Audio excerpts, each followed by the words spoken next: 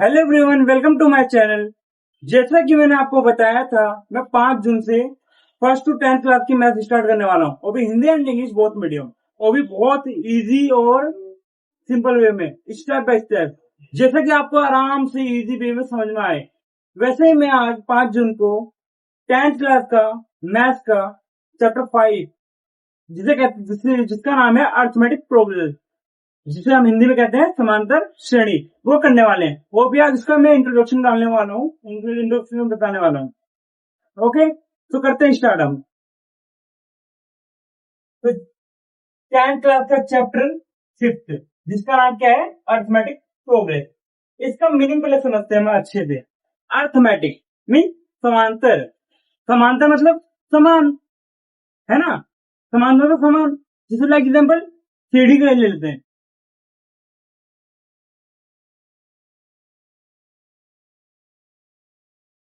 भाई ड्राइंग को मैं जाना, ड्राइंग अच्छी नहीं है मेरी, और जैसा मुझे बना दे रहा हूँ। ओके, ये सीढ़ी है, ठीक है। आपको पता है कि सीढ़ी जो होती है क्या होती है, बिल्कुल इक्वल होती है। जो हमारे जो उसमें जो लकड़ी लगे रहते हैं उसमें बिल्कुल इक्वलिटी लगे रहते हैं ना। सेम वैसे हमारा जो चैप्टर का नाम है अर्थमेटिक प्रोग्रेस, सेम इक्वल होगा। मीन्स एपी, एक पेयर दिया जाएगा आपको। जैसे लाइक एग्जाम्पल 2 का टेबल, 2 4 6 8 10 समथिंग 12, ऐसे जैसे 2 का टेबल है, इसमें गैप कितने कितने का, 2 का है। तो एक पूरा एक पेयर बन गया ना, एक पूरा लाइन वो बन गया, एपी बन गया, पूरा एक समान सीढ़ी जैसा बन गया ना। बिल्कुल इक्वल गैप है उसमें, है ना। I am right, yes. तो देखो बच्चों, तो इसमें हम जैसे हमारा ये था, हमारा मीन्स समझ में आ गया आपको अर्थमेटिक प्रोग्रेस का। अब बात करते हैं इसमें हम कि अर्थमेटिक प्रोग्रेस के अंदर हम क्या क्या देखेंगे।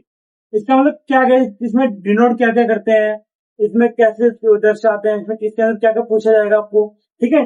मैं इंट्रोडक्शन इसलिए बता रहा हूँ क्योंकि बेटा इंट्रोडक्शन से बहुत चैप्टर क्लियर हो जाते हैं, कि आपको ज्यादा से ज्यादा इंट्रोडक्शन में ही पता चल जाएगा कि मैंने क्या पढ़ा है, कि मतलब क्या देखा नहीं देखा, क्या समझ में नहीं आया। अगर आपको इंट्रोडक्शन समझ में आ गया तो ऑटोमेटिकली आप क्वेश्चन सारे सॉल्व कर पाओगे। तो करते हैं। तो इसमें पहला जो रहता है हमारा ए मतलब ए किससे ट्रेड करते हैं हम, प्रथम पद, फर्स्ट टर्म, प्रथम पद, जिसे इंग्लिश में क्या कहते हैं, इंग्लिश में कहते हैं हम first term. Okay, and then इसके अंदर शो होगा डी। डी मीन्स कॉमन, कार्बंतर, कार्ब अंतर, जिसे इंग्लिश में क्या कहते हैं हम, कॉमन डिफरेंस।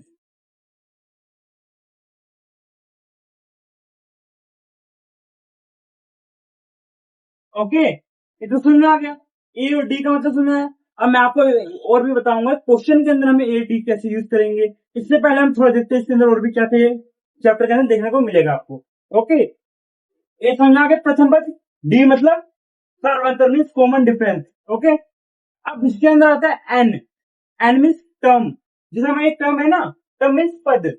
ओके, एन मतलब पद, जैसे हम इंग्लिश में बोलते हैं टर्म।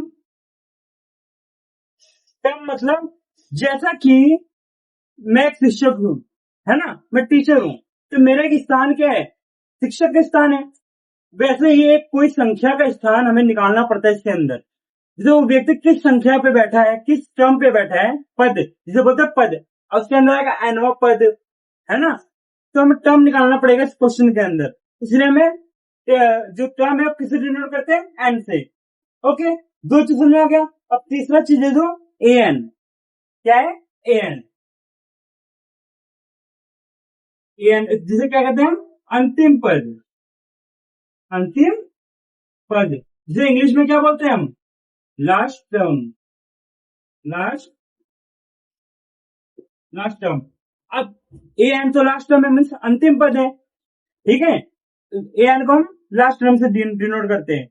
इसके अंदर आपने एक चीज भी नोटिस किया होगा, अगर आप बुक पढ़ोगे सर की सर आपने ये चीज नहीं बताया। हाँ बेटा मैं बता रहा हूँ कि इसमें ना ए एन की जगह ए एन तो डिनोट करते हैं लास्ट टर्म। अब फिर हमें उस एल से भी डिनोट करते हैं लास्ट टर्म को, अंतिम पद को ना हम एल से भी बोला जाता है इसे, तो ये याद रखना तुम, एल भी अंतिम पद कहलाएगा। ओके, तो ये हमारा इंट्रोडक्शन समझ में आ गया आपको।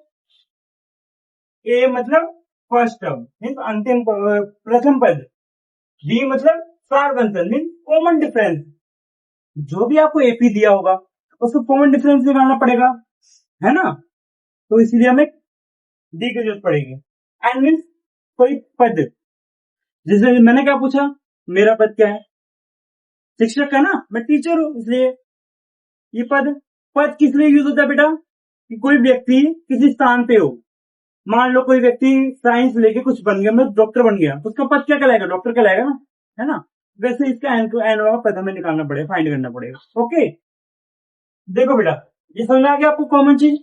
Okay, understood. अब देखो इसके बाद बात करते हैं, इसमें कुछ और भी देखो क्वेश्चन क्या पूछ जाते हैं, ऐसे मैंने ये नॉर्मल बेसिक चीजें बताई हैं, अब दो चीज में और ऐड और देख लेना आप, कि हमें इसमें A2 निकालना पड़ता है, A3 निकालना पड़ता है, A4 निकालना पड़ता है, इसका एक फॉर्मूला होता है, और कॉमन डिफरेंस निकालना का भी एक फॉर्मूला होता है। ओके, फर्स्टली इसमें आपको समझ में आ गया, और मैं आगे बताता हूँ। जैसे A2 बोला गया है ना, A2 का जो फॉर्मूला होगा A प्लस में D। ओके, अब A3 का फॉर्मूला क्या हो जाएगा, A प्लस 2D। अब बोलो कि सर यहाँ 2 क्यों इंक्लूड हो गया, बेटा हम जब भी नेक्स्ट पद निकालते हैं, जैसे A2 का फॉर्मूला तो मैं ये है ना, उससे अगला पद निकालेंगे तो ऑटोमेटिकली यहाँ पर 2 इंक्लूड हो जाएगा, दूसरा 2D जुड़ जाएगा, ठीक है। और जैसे कि A4 निकालेंगे तो इसमें क्या हो जाएगा, A प्लस में 3D। ओके, तो समझ में आ गया। अब बोलो सर ये फॉर्मूला तो आ गया, इसका यूज कहाँ करेंगे, बेटा ये यूज 5.1 एक्सरसाइज के अंदर यूज होगा। Okay, English and Hindi medium बहुत बच्चों के लिए। ओके, अब बात करते हैं इसका नेक्स्ट, जो कॉमन डिफरेंस निकालते हैं डी। अब डी निकालने की फॉर्मूला करते हैं क्या होता है, जैसे हमें डी निकालना है तो A2 माइनस A1, और D2 निकालना है तो A3 माइनस A2, इस टाइप का फॉर्मूला होता है। ये इतना समझ में आ गया आपको अच्छे से, पक्का, गुड, अच्छा लगा। चलो अब बात करते हैं एग्जाम्पल लेके, क्वेश्चन का एग्जाम्पल लेके, कि आप दोनों को एक फॉर्मूला जो सर आपने लिया है ये कैसे सॉल्व होगा। ओके, इससे पहले बात करते हैं एक फॉर्मूला जो एक्सरसाइज 5.1 के अंदर आपको देखने को मिलेगा, कि फर्स्टली हम एक्सरसाइज 5.1 ही करेंगे ना, इसलिए देख लो आप, जिसे हम कहते हैं AN, A plus bracket N minus 1D। Okay, ये हमारा फॉर्मूला है बच्चों, आपने जरूर ये फॉर्मूला बुक के अंदर देखा होगा। ओके, ये फॉर्मूला जैसे मैंने आपको समझाया ना, इससे बेसिक है। ओके, चलो अब मैं इसका दो एग्जाम्पल एक क्वेश्चन समझाता हूँ। ओके, ब्लू वाली क्वेश्चन ये है,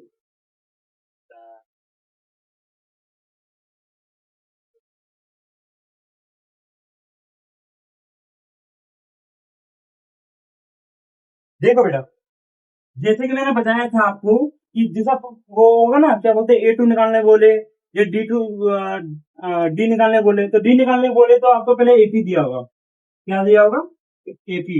मैं 2 का टेबल ले लेता हूँ, 2 4 6 8 डैश डैश, इस टाइप का क्वेश्चन दिया होगा आपको, ठीक है। तो बोलेंगे इसमें डिस्टेंस निकाल के दिखाओ, निकाल देना बेटा, क्या बात थोड़ी है, A है क्या, A ये हो गया, A2 ये हो गया, A1 A2 A3 and A4। हमें प्रथम 3 पद निकालने हैं, कितने, 3, 1 2 3, तीनों निकालने का है, तो क्या बात है, आता है ना आपको। A2 माइनस A1, A2 कितना है 4, A1 कितना है 2, 4 में से 2 कितना बच्चा, अरे भाई 2 बच्चा, हो गया नहीं। अब नेक्स्ट निकालना है A2, नेक्स्ट पद D2 निकालना है, D2 निकालने के लिए क्या करोगे, नेक्स्ट वाला पद जोड़ोगे, मतलब नेक्स्ट पद लिखोगे ना, A3 माइनस A2, तो A3 कितना है, बोलोगे सर 6 है, और A2 4 है, तो 6 में से 4 गए, 6 में से 4 गए 2, तो D2 निकल गया। अब नेक्स्ट पद निकालने के लिए बोला है ना, तो D3 भी निकालने के लिए बोला है, तो D3 क्या होगा, A4 माइनस A3, 8 माइनस 6 क्या हो जाएगा 2। तो आपने नोटिस किया बेटा कि ये सब क्या हमारा कॉमन है, तो D का मतलब क्या मैंने बताया था, कॉमन डिफरेंस। ओके, अब बात करते हैं तो सर आपने एक और फॉर्मूला लिखवाया था, वो आपने बताया नहीं बेटा, वो बता रहे हैं, थोड़ा रुको जरा।